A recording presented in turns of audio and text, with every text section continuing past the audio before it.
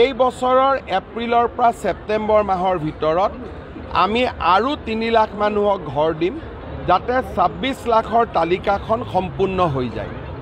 ইয়াৰ পিছতো যিসকল দুখীয়া পৰিয়ালৰ নাম আৱাস যোজনাৰ পৰা বাহিৰত থাকিলে তেওঁলোকৰ নাম পুনৰ সমীক্ষা আৰু জিঅ' টেগিঙৰ কাৰণে অভিযান আমি যোৱা পৰহি দিনাৰ পৰা আৰম্ভ কৰিছোঁ।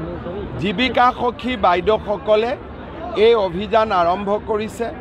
27 তাৰিখে এই অভিযানৰ সামৰণি পৰিব। 27ৰ পৰা 7 তাৰিখলৈকে ৰাইজে যাতে নিজেই যদি কাৰোবাৰ ঘৰত জীৱিকা সখী বাইদেউ নগ'ল বা কাৰোবাক অন্যায় কৰিলে তেতিয়া ৰাইজে যাতে নিজেই নিজৰ ফটোটো তুলি আপলোড কৰিব পাৰে তাৰ বাবেও আমি 26ৰ পৰা 7 তাৰিখলৈকে আন এটা মহা অভিযান আৰম্ভ কৰিম। তাৰ পিছত যাৰ সঁচাকৈয়ে কেঁচা ঘৰ আছে প্ৰত্যেকগৰাকী মানুহৰ নামে আমি লিষ্টত সন্নিৱিষ্ট কৰিম আৰু পৰ্যায়ক্ৰমে তেওঁলোকক ঘৰ দিয়াৰ ব্যৱস্থা কৰিম। মোৰ আন্দাজ 26 লাখ মানুহে ঘৰ পালে অসমত আৰু যদি 10-15 লাখ মানুহে ঘৰ পায় তেতিয়াহ'লে প্ৰত্যেকগৰাকী দুখীয়া মানুহৰ ঘৰেই পকী হ'ব আৰু সেই দিনটোৰ বাবে আমি সকলোৱে মিলি একেলগে কাম কৰিছোঁ।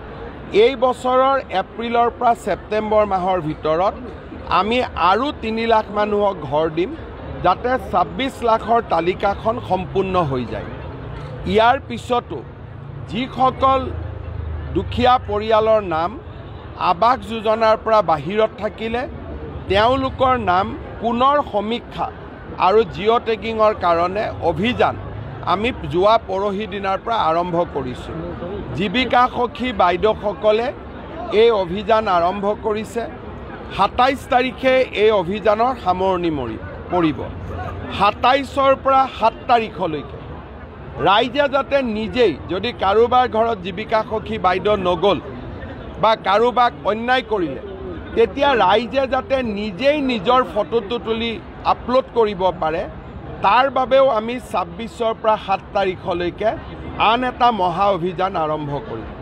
তাৰ পিছত যাৰ সঁচাকৈয়ে কেঁচা ঘৰ আছে প্ৰত্যেকগৰাকী মানুহৰ নামে আমি লিষ্টত সন্নিৱিষ্ট কৰিম আৰু পৰ্যায়ক্ৰমে তেওঁলোকক ঘৰ দিয়াৰ ব্যৱস্থা কৰিম।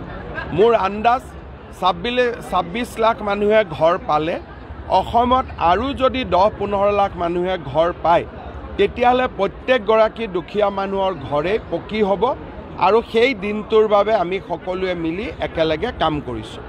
এই বছৰৰ এপ্ৰিলৰ পৰা ছেপ্টেম্বৰ মাহৰ ভিতৰত আমি আৰু 3 লাখ মানুহক ঘৰ দিম